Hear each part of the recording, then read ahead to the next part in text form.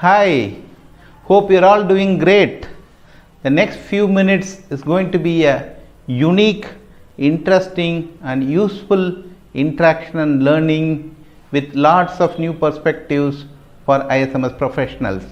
I am Jaganathan, founder and managing director of Futurecalls Tecchnology, IT and InfoSec consulting company. We are going to discuss about the new version of the popular ISMS standard ISO IEC 27001-2022. You all know that ISO released the new version on 25th October 2022. You see plethora of information on internet about the changes in the new version compared to ISO IEC 27001-2013.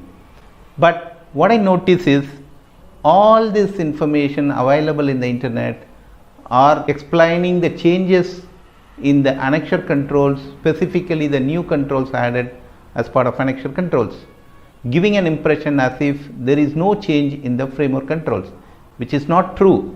There are few interesting and very significant changes in the framework controls. Let's see one such change. To be very specific, the change in framework control 4.4 Information Security Management System. Information Security Management System should be implemented with ISMS processes and interactions between the processes. This is a new addition in 2022 version. What are all ISMS processes and what are the interactions between ISMS process? Okay, let's see that. There are multiple processes when you do an ISMS, starting with first doing an interested party analysis and going to defining the scope. So there is a interaction between interested party analysis and scope definition. So the output of interested party analysis goes as the input for the scope definition. Now interested party analysis is also an input to do the risk assessment, which is another ISMS process. Okay, risk assessment, not only interested party analysis, it also takes input from scope, also takes inputs from metrics and measures, and the output of internal audit and the output of external audit. All these things forms input to the risk assessment process. Now once the risk assessment is done, then you have to implement a set of corrective actions. Internal audit and external audit reports also goes as an input to the corrective action tracker. Now based on the risk assessment output, a risk treatment plan is prepared, and the risk treatment plan has to be communicated to all the risk owners, which is a communication process. Now all this thing is done, then you have a very important process called MRM.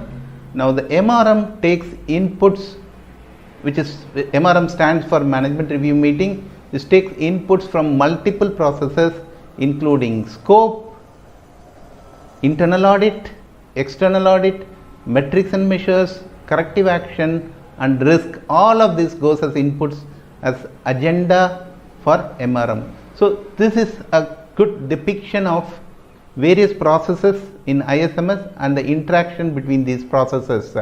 Now what the new standards 2022 says, 2022 expects that evidence should be available of doing all the required ISMS processes, and also the processes should be interrelated in terms of input and output. That's what is the expectation from 2022. There are more such changes.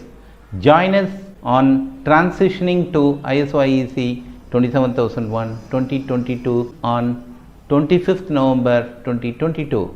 It's an unique opportunity where you will learn more about the new, more secure, more objective ISMS standard. Avail this opportunity and get prepared for the new standard. Thank you.